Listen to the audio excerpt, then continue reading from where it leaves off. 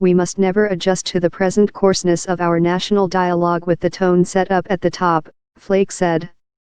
We must never regard as normal the regular and casual undermining of our democratic norms and ideals, we must never meekly accept the daily sundering of our country. The personal attacks, the threats against principles, freedoms, and institution, the flagrant disregard for truth and decency. A sitting senator attacking a sitting president from the same party, in such sweeping terms and in the formal setting of a floor speech, it was hard to think of anything remotely like it in recent memory. But Flake was not done.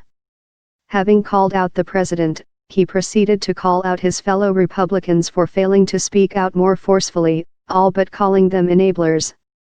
It's time for our complicity and accommodation to the unacceptable to end, Flake said. Were the shoe on the other foot, would we Republicans meekly accept such behavior? Of course we wouldn't. Literally minutes after Flake was done, over at the White House, Press Secretary Sarah Huckabee Sanders took the podium for her semi-regular briefing with reporters. Right away she got questions about the criticisms of Trump, which had come not just from Flake but also from Senator Bob Corker, R10, who has also criticized Trump since announcing he won't be seeking re-election. Relative to Flake, Corker has focused less on Trump's civility and more on his basic fitness for office, wondering aloud whether the president will start World War III and calling the White House an adult day care center. Like Flake, Corker has attacked Trump as a serial liar. The president has great difficulty with the truth, Corker deadpanned this morning. For more news videos visit News Pulse View. Sanders responded, though she didn't bother to refute the two senior and well-respected senators directly. She didn't claim that the president was actually more honest, less crass, or better qualified to be president than Corker or Flake had suggested. Instead, Sanders pointed out several times that Corker and Flake had terrible poll numbers, suggesting they had lost the faith of their own supporters.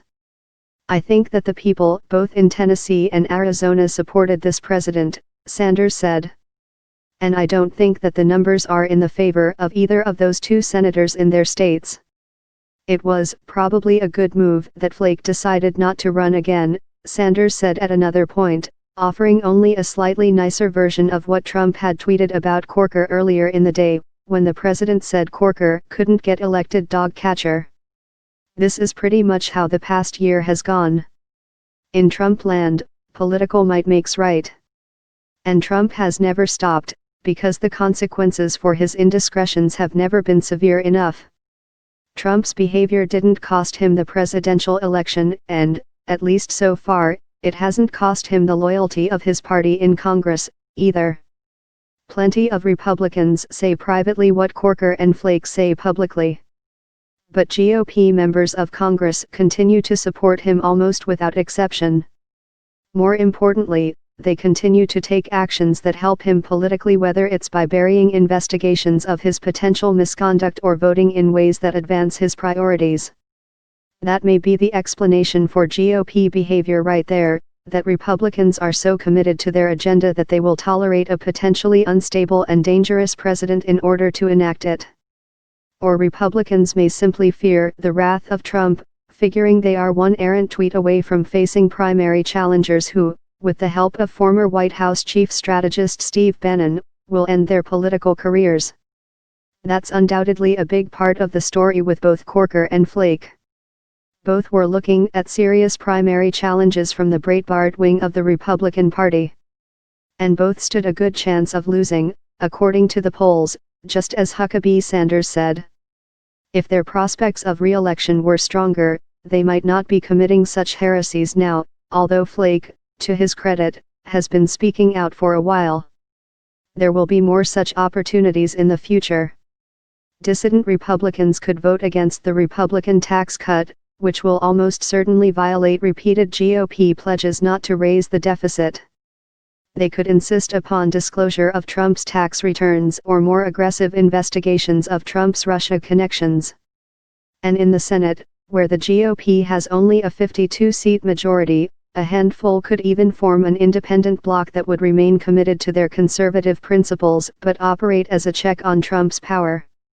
It would take only 3 to make a difference, though it's easy to think of a half dozen who would be obvious candidates to join.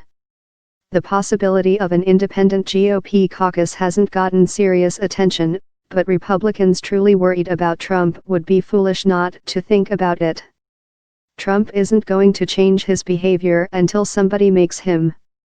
And at least for now, that somebody would have to be the Republicans in Congress. Tuesday's statements by Corker and Flake are a meaningful start, regardless of what steps they have or haven't taken before. But to really have an impact, they will have to do more than give speeches. They will have to cast votes that live up to their rhetoric. And they will need some of their colleagues to do the same.